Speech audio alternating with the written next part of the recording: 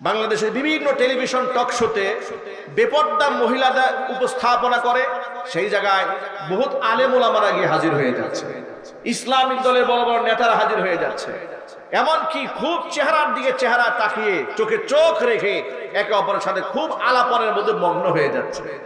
আমার প্রশ্ন হচ্ছে, এইভাবে একত্রিত হয়ে পাশে বসা ইসলামের দৃষ্টিকোণ থেকে হালাল না হারাম?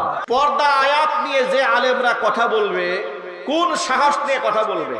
কয়েকদিন আগে দেখেছি বাইতুল মুকাররমের গেটের সামনে এদেশের ইসলামিক দলের লোকেরা ওপেন বেপর্দা মহিলাদেরকে সামনে নিয়ে তারা মানববন্ধন করছে। ওয়া বানাতিকা, বলুন আপনার কন্যাদেরকে, ওয়ানিসাইল মুমিনিনা, মুমিনদের স্ত্রীদেরকে আপনি বলে দিন, ইউদিনিনা আলাইহিন্না মিন জালাবিবিহিন্না, ঘরের বাইরে যদি যাওয়ার প্রয়োজন হয় তারা যেন অবশ্যই একটা লম্বা চাদর ওড়না দিয়ে আপাদমস্তক তারা ঢেকে নেয়। যালিকা আদনা আইয়ুরাফনা ফালা ইউযাইন, এরা স্বাধীনা মুসলিম রমণী, এদের চিনতে সহজ হবে, এদের উত্ত্যক্ত করা হবে না, বিরক্ত করা হবে না। ভাইরা, ইবনে মাসউদ রাদিয়াল্লাহু তাআলা আনহু সাহাবীদের মধ্যে সর্বাধিক শিক্ষিত সাহাবী ছিলেন। সুবহানাল্লাহ বলেন। সাহাবীদের মধ্যে যারা খুব শিক্ষিত ছিলেন তাদের মধ্যে একজন ইবনে মাসউদ রাদিয়াল্লাহু তাআলা আনহু, আরেকজন ছিলেন রাইসুল মুফাসসিরিন আব্দুল্লাহ ইবনে আব্বাস রাদিয়াল্লাহু তাআলা আনহু, একেবারে খুব শীর্ষ মুফাসসির ছিলেন। কোরআন আয়াত, কোন আয়াতের কি ব্যাখ্যা, এটা সাহাবায়ে কেরামের মধ্যে তারা খুব ভালো জানতেন। এই যে আয়াতখানা, যে মহিলাদেরকে আপনি বলে দেন তারা যেন জিলবাব ব্যবহার করে, ইবনে মাসউদ রাদিয়াল্লাহু তাআলা আনহু বলেন, জিলবাব মানে হচ্ছে এমন একটা ওড়না, এমন একটা চাদর, এত বড় একটা কাপড় দিয়ে গোটা দেহ আবৃত করে রাখতে হবে। কোন কোন ফকিহ বলেছেন যে তার এক চোখ খোলা রেখে সে বের হবে, কেউ কেউ বলেছেন দুই চোখ খোলা রেখে বের হবে। পর্দার ব্যাপারে এত কঠোরতা ইসলাম আরোপ করেছে, আবার ফজিলত বলে দিয়েছে, এর দ্বারা তারা ইফতিজিং এর শিকার হবে না। আজকে গোটা বাংলাদেশের বাস্তব চিত্রটা খেয়াল করেন। পর্দা আয়াত নিয়ে যে আলেমরা কথা বলবে, কোন সাহস নিয়ে কথা বলবে? কয়েকদিন আগে দেখেছি বাইতুল মুকাররমের গেটের সামনে এদেশের ইসলামিক দলের লোকেরা ওপেন বেপর্দা মহিলাদেরকে সামনে নিয়ে তারা মানববন্ধন করছে। কথা বলেন, ঠিক না ঠিক বলেন? এর চেয়ে লজ্জাস্কর ঘটনা আর কি হতে পারে? বাংলাদেশের 56 বছরের ইতিহাসে কোন ইসলামিক দল বেপর্দা মহিলাকে পুরুষদের সামনে দাঁড় করিয়ে মিছিল করেছে, মিটিং করেছে, মানববন্ধন করেছে, এর রেকর্ড নাই, যা কয়েকদিন আগে করা হয়েছে।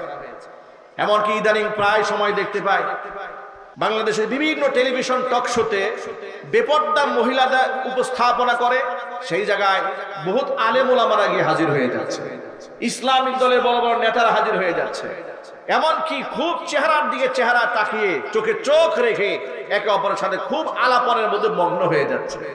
আমার প্রশ্ন হচ্ছে, এইভাবে একত্রিত হয়ে পাশে বসা ইসলামের দৃষ্টিকোণ থেকে হালাল না হারাম? চিল্লায় বলেন হারাম। এই হারাম কাজ করে আপনি জমিনের মধ্যে আল্লাহর দ্বীন কেমনে কায়েম করবেন বলুন তো আপনারা? আল্লাহর দ্বীনের মহব্বত যার অন্তরে আছে, সে তো সামান্যতম একটা কবিরা গুনাহ করতে পারে না, কথা বলতে হবে, ঠিক কিনা? সে তো আগেই বলবে। সাক্ষাৎকার নেওয়ার জন্য অসংখ্য পুরুষ সাংবাদিক আছে না নাই? কি বলেন ভাই, আছে না?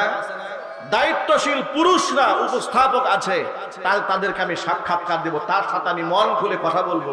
এটা বেগানা নারীর সাথে আমি মন খুলে কি কথা বলবো? আমি তার চেহারার দিকে তাকাতে পারি না, তার মোটিভেশন আমি বুঝতে পারি না, আমি আই কন্টাক্ট হয় না, আমি তার সাথে কথা বলবো না। যার এতটুকুন ইমানি গায়রত নাই, আর যাই হোক না কেন, এরকম ফাসিক দিয়ে আল্লাহর জমিনে আল্লাহর দ্বীন কায়েম হবে না। আমার প্রিয় বন্ধুগণ, শুনতে তিক্ত হলেও বাস্তবতা এটাই। আমি এক্সাম্পল দিয়ে একটা কথা বলি। আমাদের জমানা এমন একটা অবস্থায় দাঁড়িয়েছে, নিজের দলের লোক কিংবা নিজের দলের কোনো হুজুর যদি কুফরিও করে, সেই দলের অনুসারী আর বক্তাবৃন্দ যারা আছেন, এই কুফরিকেও হাসি মুখে মেনে নিতে রাজি হয়ে যায়। ঠিক না ঠিক? এটাকে বলা হয় অন্ধত্ব। কি বলে এটাকে? অন্ধ ভক্তি। ইসলামে হালাল না হারাম? ইসলামে অন্ধত্বতা নাই। ইসলামে মানদণ্ড কোরআন এবং সুন্নাহ। কোরআন সুন্নাহর আয়না দিয়ে আপনি দেখবেন তার মধ্যে কোরআন সুন্নাহর আদর্শ থাকলে আপনি ফলো করবেন, আদর্শ না থাকলে আপনি তাকে প্রত্যাখ্যান করবেন, কিন্তু আল্লাহর বিরুদ্ধে যাওয়ার কোনো সুযোগ নাই। সাহাবায়ে কেরামের সামনে যদি কোরআন শরীফের কোনো আয়াত দেওয়া হতো কোনো ব্যাপারে, তারা এত বেশি নমনীয় হতেন। ছোট্ট একটা এক্সাম্পল শোনায় আপনাদেরকে। খলিফাতুল মুসলিমিন হযরত ওমর রাদিয়াল্লাহু তাআলা আনহু তাম দুনিয়ার মধ্যে মুসলিম শাসকদের জন্য স্বর্ণ উজ্জ্বল ইতিহাস রেখে গিয়েছেন। সোনার পাতায় সোনার অক্ষরে তার ইতিহাসগুলো লিখিত হয়ে আছে। এমন ইনসাফ জমিনের মধ্যে তিনি কায়েম করতে সক্ষম হয়েছিলেন। আল্লাহর নবী যার প্রশংসা করে বলেছেন, যে রাস্তায় ওমর হাঁটে সেই রাস্তায় শয়তানও হাঁটে না। রাতের আধারে ঘুমাতেন না, দেখতেন মানুষের অবস্থাটা কি। দিনের বেলায় ছদ্মবেশ ধরে ঘুরে বেড়াতেন, মানুষের কাছ থেকে বক্তব্য শুনতেন, এলাকার মানুষের হালাত খুঁজে বেড়াতেন, যে মানুষের ভিতরকার কোনো প্রবলেম আছে কিনা দেখার চেষ্টা করতেন। রাতের বেলায় তিনি একবার হাঁটছেন মদিনাতুল মুনাওয়ারায়, এমন সময় শুনতে পেলেন একটি ঘর থেকে একজন মহিলা বিরহের গান গায়, বিরহের গান গাচ্ছে, আর আওয়াজটা বাহির থেকে শোনা যাচ্ছে। ওমর রাদিয়াল্লাহু তাআলা আনহু, আল্লাহ পাক তাকে শারঈ মেজাজ দিয়েছিলেন, যেখানে অন্যায় হতো সেখানে তিনি প্রতিবাদ জানাতেন। অন্যায়ের প্রতিবাদ করা তার রক্তের সাথে মেজাজের সাথে মিশে গিয়েছিল। এই জন্য হযরত ওমর বলেন, অন্যায়ের প্রতিবাদ করতে করতে আমার অবস্থা এমন হয়েছিল, জমিনের মধ্যে আমার তেমন কোনো বন্ধুই ছিল না। সুবহানাল্লাহ বলেন। নিজের সন্তান অপরাধ করেছে, বর্ণনার মধ্যে পাওয়া যায় নিজের সন্তানকে তার চোখের সামনে যখন দুর্রা মারা হচ্ছিল, যিনি তার দুর্রা মারছেন সন্তানের গায়ে, সে এই কথা চিন্তা করলেন, খলিফার ছেলে, আমিরুল মুমিনিনের ছেলে, একটু আস্তে মারি। তখন তিনি নিজের হাতে ব্যাট উঠিয়ে নিয়েছিলেন, এত জোরে আঘাত করেছিলেন, কোনো কোনো বর্ণনায় পাওয়া যায় সেই আঘাতে তার সন্তানের মৃত্যু হয়েছে। আল্লাহু আকবার বলেন। চিন্তা করা যায় হযরত ওমর রাদিয়াল্লাহু তাআলা আনহু শারঈ মিজাজ আল্লাহ পাক তাকে দান করেছিলেন। যখন মহিলার গান গাচ্ছে, মহিলার আওয়াজ বাহির থেকে শোনা যাচ্ছে, এই কথা শোনার পরে খুব রাগ হয়ে গেলেন তিনি। রাগ হয়ে এরপরে পেছন দিক থেকে দরজা লাথি মেরে ভেঙে ঘরের মধ্যে প্রবেশ করে মহিলাকে খুবতর শাসন করলেন। যখন মহিলার সামনে গিয়ে ওমর রাদিয়াল্লাহু তাআলা আনহু কঠোর ভাষায় তার এই গানের প্রতিবাদ জানালেন, মহিলা তখন হযরত ওমরের সামনে বললেন, আমিরুল মুমিনিন, আমি না হয় গান গেয়ে একটা অন্যায় করে ফেলেছি, এই জন্য আমি লজ্জিত অনুতপ্ত, কিন্তু আপনিও কিন্তু আমার ঘরে এইভাবে প্রবেশ করে শরীয়তের হুকুমকে আপনি লঙ্ঘন করেছেন। হযরত ওমর বললেন, আমি কোথায় হুকুম লঙ্ঘন করলাম? আমি তো অন্যায়ের প্রতিবাদ করেছি। তিনি বললেন, মহাগ্রন্থ আল কোরআনে সূরা নূরের মধ্যে আল্লাহ তাআলা বলেছেন, ইয়া আইয়ুহাল্লাযীনা আমানু লা তাদখুলু বুয়ুতান গায়রা বুয়ুতিকুম হাত্তা তাস্তানিসু ওয়া তুসাল্লিমু আলা আহলিহা। হে ঈমানদাররা, যখন তোমরা কারো ঘরে প্রবেশ করতে যাবে, লা তাদখুলু বুয়ুতান গায়রা বুয়ুতিকুম, নিজের ঘর ছাড়া অন্যের ঘরে প্রবেশ করতে গেলে অবশ্যই হাত্তা তাস্তানিসু, পারমিশন নিতে হবে, ওয়া তুসাল্লিমু আলা আহলিহা, ঘরের ভিতরে যারা থাকে তাদেরকে সালাম দিতে হবে। আমিরুল মুমিনিন, আপনি না আমাকে সালাম দিয়েছেন, না আপনি আমার ঘরের মধ্যে ঢোকার পারমিশন নিয়েছেন, আপনি শরীয়তের সীমা লঙ্ঘন করেছেন। আল্লাহু আকবার বলেন। আল্লাহু আকবার বলেন। উমরের সামনে যখন আল্লাহ পাকের কোরআন শরীফের আয়াতটা শুনিয়ে দিয়েছে মহিলা, হযরত উমর এত লজ্জিত হলেন, এত শরম পেলেন, যিনি এতক্ষণ পর্যন্ত রাগে গুসায় অগ্নি শর্মা ছিলেন, তিনি মনে হয় একদম বরফ বলে পানি হয়ে গেলেন। একেবারে নরম ভাষায় তিনি লজ্জিত হয়ে বললেন, আল্লাহর বান্দি, তুমি তোমার অন্যায়ের জন্য আল্লাহর কাছে ক্ষমা প্রার্থনা করো, আর আমি যে অন্যায়টা করে ফেলেছি এই জন্য আমি আল্লাহর কাছে ক্ষমা প্রার্থনা করছি, আমি তোমার কাছেও ক্ষমা প্রার্থনা করছি। আল্লাহু আকবার বলেন। সাথে সাথে নিজের ভুলটাকে শুধরায় নিয়ে সাথে সাথে তিনি তওবা করে ফেললেন। আল্লাহর আয়াত শোনা মাত্র তিনি ইউটার্ন করলেন যে না, আমার তো আসলেই আমার শরীয়তে লঙ্ঘন হয়ে গেছে। ভাইরা, সাহাবায়ে কেরাম রাদিয়াল্লাহু তাআলা আনহুম আজমাইন, তারা বেগুনাহ মাসুম ছিলেন না, তারা মাগফুর ছিলেন, কারণ তারা তো নবী ছিলেন না, কিন্তু তারা মানুষ হওয়ার পরেও রসুলের সান্নিধ্যে এমন সোনার মানুষে পরিণত হয়েছিলেন যে তাদের প্রতি আল্লাহ পাক সন্তুষ্ট হয়েছেন বলে কোরআন মাজিদ আল্লাহ পাক আয়াত নাযিল করেছেন। যার দরুন তাদের সমালোচনা করা যায় না, সাহাবায়ে কেরামের সমালোচনা করা যায় না, তাদের সাথে গুস্তাখি করা যায় না। আমি কয়েকদিন আগে দেখেছি বাংলাদেশের কিছু কুখ্যাত বাউল শিল্পী এবং তথাকথিত কুখ্যাত কিছু সুন্নিরা তারা হযরতে আবু হুরায়রা রাদিয়াল্লাহু তাআলা আনহুর মতো জালিলুল কদর একজন সাহাবী, কোরআনে কারীম যখন নাজিল হতো যে সমস্ত সাহাবীরা লিখে কোরআন সংরক্ষণ করতেন তাদের মধ্যে অন্যতম একজনের নাম ছিল হযরতে আবু হুরায়রা, হযরতে আমিরে মুয়াবিয়া রাদিয়াল্লাহু তাআলা আনহু। সেই আমিরে মুয়াবিয়ার ব্যাপারে এই কুখ্যাত মাজার পূজারী এদের লেবাসে পোশাকে দেখে আপনারা আপাদমস্তক মনে করবেন জান্নাতি পালায় আসছে। এরা বলছে উমর হযরতে হযরতে আমিরে মুয়াবিয়ার ব্যাপারে বলছে যে তিনি নাকি মুসলমান ছিলেন না। আর জোরে কোন নাউজুবিল্লাহ। সাহাবীদের ব্যাপারে কত ভয়ঙ্কর বিদ্বেষ। এরপরে ওই যে কুষ্টিয়াতে দৌলতদিয়াতে কয়েকদিন আগে দেখেছেন না, এক ভণ্ডকে পিটায়া পাবলিক হত্যা করেছে এবং তার তথাকথিত দরবারকে ভেঙে দিয়েছে। এই জন্য বাউল শিল্পীরা দেখলাম ঢাকা শহরে মানববন্ধন করছে।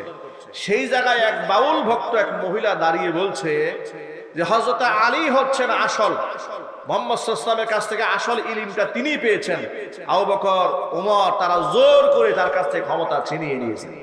মানে যেই বক্তব্য দেয় শিয়ারা সেই বক্তব্য দিচ্ছে বাউলেরা, যেই বক্তব্য দেয় শিয়ারা কুখ্যাত কাফের শিয়ারা সেই বক্তব্য দিচ্ছে বাংলাদেশের তথাকথিত সুন্নি ভণ্ডরা। কথা বলুন ঠিক কিনা বলেন? আমি তাদেরকে সতর্ক করে দিয়ে বলে দিতে চাই বাংলাদেশে আপনারা বেশি আস্ফালন দেখাবেন না।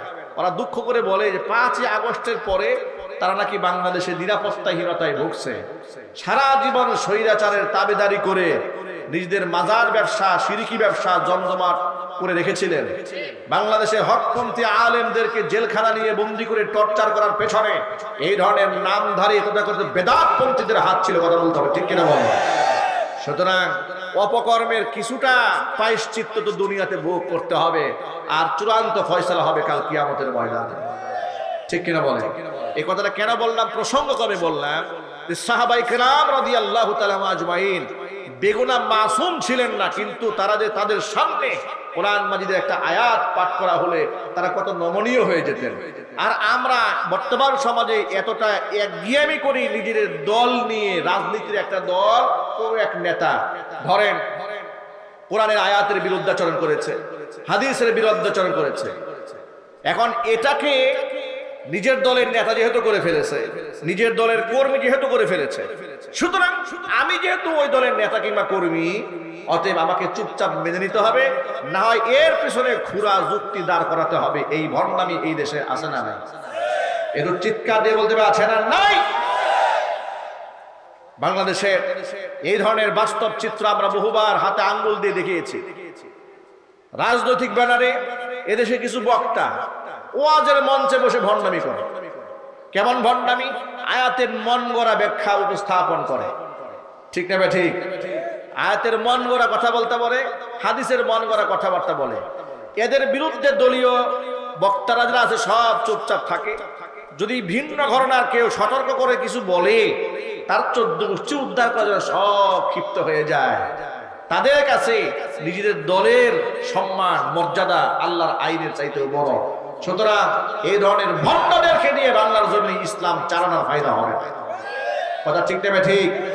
আমি জিজ্ঞেস করতে চাই আজকের পর থেকে আল্লাহ রাব্বুল আলামিনের আয়াত আল্লাহ পাক যেভাবে আমাদেরকে উপহার দিয়েছেন ঠিক সেভাবে শ্রদ্ধার সাথে মানতে কি আমরা রাজি আছি? বলেন ইনশাআল্লাহ। আজকের পর থেকে আমরা চোখের হেফাজত করবো, বলেন ইনশাআল্লাহ। প্রসঙ্গক্রমে ছোট্ট একটা কথা বলি, আমি আমার সংক্ষিপ্ত বক্তব্য শেষ করবো, বলেন ইনশাআল্লাহ। এই যে গোটা বাংলাদেশে বর্তমানে বাউল শিল্পী এবং তথাকথিত মাজারপন্থীরা যে মিছিল করছে, ঢাকা শহরে মানববন্ধন করছে কুষ্টিয়ার দৌলতদিয়ার ঘটনাতে, সেই জায়গায় তারা বলছে আমরা আর যাব না, মোল্লার কাছে তওবা করেছি। আরেকজন দেখলাম বলছে আমরা ওই মোল্লার কাছে যাব না যে মোল্লা গান বাজনা হারাম বলে। নাউজুবিল্লাহ বলেন। সে বলে এখন তো আমরা বাংলা তরজমা পড়ে ইলম শিখতে পারি, মোল্লার কাছে যাওয়ার কোনো দরকার নাই। আমার প্রশ্ন হচ্ছে তুমি যে বাংলা তরজমাটা পড়বা এটা লিখেছে তোমার কোন বাবা? ঠিক না? ঠিক বলে। তুমি যে বাংলার তরজমা পড়ে ইলম হাসিল করবা সেটা কোনো মোল্লা লিখেছে? তুমি বুখারী শরীফ বাংলা তরজমা পড়বে, বুখারী শরীফ কে বাংলা তরজমা করেছে? শেখুল হাদিস আল্লামা আজিজুল হক রাহমাতুল্লাহি আলাইহি। মোল্লার কাছে যাওয়া ছাড়া তোমাকে তো নিজের অস্তিত্ব ঠিক থাকবে না। কথা বলতে হবে, ঠিক নেবে ঠিক? এই যে বাংলাদেশে হিজবুত তাওহীদের একটা ফিতনা চলছে বাংলাদেশে, এদের যত অভিযোগ সব আলেমদের ব্যাপারে, ঠিক নেবে ঠিক? কয়েকদিন আগে এক বক্তব্য দিয়ে বলছে যে আলেমদের মধ্যে এবং মুসলমানদের মধ্যে এত গ্রুপ হয়েছে, শিয়া হয়েছে, সুন্নি হয়েছে, ওয়াহাবি হয়েছে, মাযহাবি হয়েছে, লা মাযহাবি হয়েছে। সুতরাং ইমাম মাহদী যখন কিয়ামতের আগে আসবে তখন এই হুজুররা দ্বিধা বিভক্ত হয়ে যাবে ইমাম মাহদীকে কিভাবে চিনবে। শিয়ারা বলবে আমাদের, সুন্নিরা বলবে আমাদের, ওয়াহাবিরা বলবে আমাদের, মাযহাবিরা বলবে আমরা চিনবো, লা মাযহাবিরা বলে আমরা চিনবো। এর মানে হচ্ছে কেউ চিনতে পারবে না। মানে আলেমদেরকে বুঝালো যে পৃথিবীর কোনো আলেম কিংবা মুসলমান চিনবে না। তখন আমার খুব প্রশ্ন করতে ইচ্ছে করেছিল, কেউ চিনবে না, শুধু চিনবে হিজবুত তাওহীদের বন্ডরা। ঠিক না ঠিক বলেন? কথায় কথায় বলে জাতিকে ঐক্য হতে হবে, ঐক্য হতে হবে। কার পিছনে ঐক্য হবে? তোদের মতো ভণ্ডদের পিছনে ঐক্য হবে? কি বলেন আপনারা? এই সমস্ত ব্যক্তিরা বলে তাফসীর বিশ্বাস করে না, তাফসীর মানুষ লিখেছে। 1400 বছর ইসলাম নাকি সব বিকৃত হয়ে গেছে। ওদের কাছ থেকে সঠিক ইসলাম আর সঠিক তাওহীদ নাকি শিখতে হবে। এমন কথা বলেছে, কেনা শুধু কথায় কথায় নামাজ নামাজ নামাজ নামাজ করে, ইমানের ঠিক নেই, নামাজ নামাজ করে। মানে দেখেন, কথা সত্য মতলব খারাপ। মানে ইমান যদি না থাকে সে কি মসজিদে যায় নাকি? কি বলেন আপনারা? ইমানের টানেই তো সে মসজিদে যায়, ইমানের টানেই তো সে নামাজটা পড়ে। সে বলে খালি নামাজ নামাজ দিয়ে পড়ে থাকে, ইমানের খবর নাই। মানে বুঝাতে চায় ওরা যে ইমানের যে ব্যাখ্যা দাঁড় করায় সেটা মানতে হবে, এরা কারো ব্যাখ্যা নেবে না। ঠিক অনুরূপ ভাবে এই ভণ্ডদের মতো বাউলরা বলে যে কোরআন শরীফে গান বাজনা কোথাও হারাম লেখা নাই, সুতরাং আমরা আলেমদের কাছে যাব না যে আলেম গান বাজনা হারাম বলে। আপনাদেরকে ছোট্ট একটা আয়াত বলে বক্তব্য শেষ করছি। কোরআন মাজিদের সূরা লুকমানের 6 নম্বর আয়াতে আল্লাহ বলছেন, ওয়া মিনান নাসি মান ইয়াশতারি লাহুল হাদিসি লিয়ুদিল্লা আন সাবিলিল্লাহি বিগাইরি ইলমিন ওয়া ইয়াত্তাখিদাহা হুজওয়া উলাইকা লাহুম আযাবুন মুহিন। মানুষের মধ্যে কতক মানুষ তো এরকম রয়েছে, অজ্ঞতা সারে আমি আল্লাহর পথ থেকে মানুষদেরকে বিভ্রান্ত করার জন্য তারা অনর্থক কাজকর্ম, অনর্থক কথাবার্তা, অনর্থক গল্প, অনর্থক গান বাজনা এগুলো খরিদ করে। ওয়ায়াত্তাখিদাহা হুজুয়া, আল্লাহর দ্বীনের পথটাকে তারা হাসি তামাশার পাত্র বানায় ফেলে। ওই সমস্ত ব্যক্তিদের জন্য রয়েছে অপমানজনক শাস্তি। এই যে আয়াতের মধ্যে আল্লাহ পাক বললেন যে অজ্ঞতা সারে মানুষদেরকে সঠিক পথ থেকে, আল্লাহর পথ থেকে দূরে সরিয়ে দেওয়ার জন্য তারা লাহওয়াল হাদিস, অনর্থক কথা, শাব্দিক অর্থ। লাহওয়াল হাদিসের অর্থটা কি? এই কথার ব্যাখ্যা ইবনে মাসউদ রাদিয়াল্লাহু তাআলা আনহু করেছেন। এই কথার ব্যাখ্যা রাইসুল মুফাসসিরিন আব্দুল্লাহ ইবনে আব্বাস রাদিয়াল্লাহু তাআলা আনহু করেছেন। তাফসিরে তাবারিতে এসেছে, তাফসিরে ইবনে কাসিরের মধ্যে এসেছে, তাফসিরে কুরতুবির মধ্যে এসেছে। বিখ্যাত সব তাফসিরের প্রণেতারা লিখেছেন লাহওয়াল হাদিস মানে হচ্ছে গান বাজনা। অথচ এই তথাকথিত বাউলরা বলে কোরআন শরীফে নাকি গান বাজনা হারাম, এ কথা কোথাও লেখা নাই। সুতরাং হুজুররা ভুলভাল বলে, হুজুরদের কাছে আমরা যাব না। আমি আপনাদের কাছে জিজ্ঞেস করতে চাই, এক বাক্যে জবাব দিবেন, গান বাজনা শরীয়তের দৃষ্টিতে হালাল না হারাম? আর জোর আওয়াজে বলুন হালাল না হারাম। সুতরাং এই ভণ্ডামি যারা করছে, এই ভণ্ডামি যারা করে, মহান আল্লাহ রাব্বুল আলামিন তাদের ভণ্ডামি থেকে, ফিতনা থেকে এই দেশকে, এই জাতিকে হেফাজত করুন। সকলে জোরে বলুন আমিন। শরীয়তে পর্দা পুশিতার যে বিধান আল্লাহ রাব্বুল আলামিন আমাদের জন্য ফরজ করে দিয়েছেন, আমাদের জন্য, আমাদের মা বোনদের জন্য, সেই বিধান আমাদের কার্যকর করার তৌফিক আল্লাহ রাব্বুল আলামিন দান করেন। সকলে জোরে আওয়াজে বলুন আল্লাহুম্মা আমিন। আজকের মাহফিলের সম্মানিত প্রধান বক্তা